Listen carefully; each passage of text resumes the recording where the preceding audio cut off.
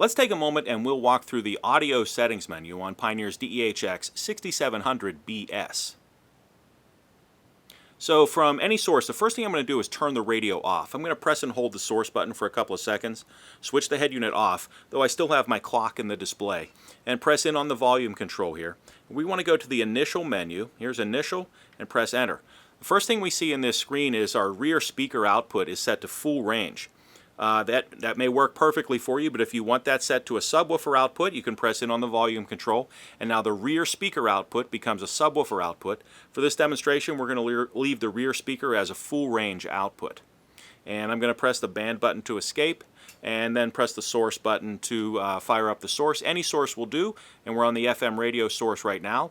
Let's press in on the volume control, and we're going to scroll along until we find the audio menu. Here's the audio menu, and press enter. First thing we start off with is our fader control. We'll press in and we can choose to fade front to rear here. Choose the setting that works the best for you. And we'll go back and roll over to our next setting, which is our balance control, and press enter. Here we can balance right to left with the volume. And we'll go back, roll over to the next setting, which is our EQ settings. You can get into the EQ settings by pressing enter, but for more information on the EQ settings, check out the EQ video. Let's roll over to the next setting, which is our loudness control, and right now loudness is switched off. We can switch loudness on to its low setting, press again for mid, one more time for the high setting, and we can switch loudness off with one more press. For right now, we're going to leave loudness switched on to its low setting, and roll over to the next setting, which is our subwoofer control. Right now, our subwoofer is switched on in its normal phase. We can switch the sub on to its reverse phase, or switch the subwoofer output completely off.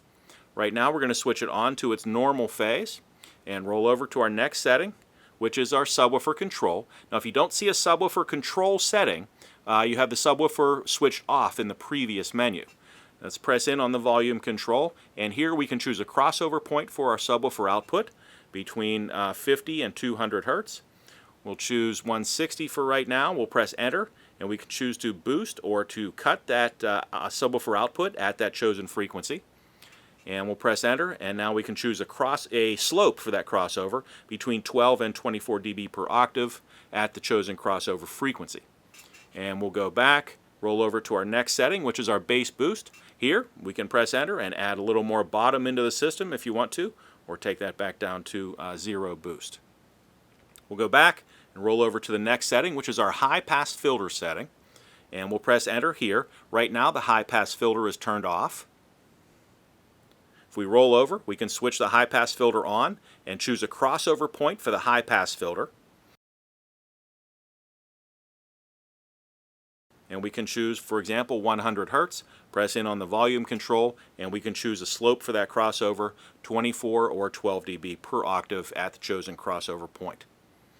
Let's go back and roll over to the next setting, which is back to our fader. At any time, you can exit the audio menu by pressing the band button to escape.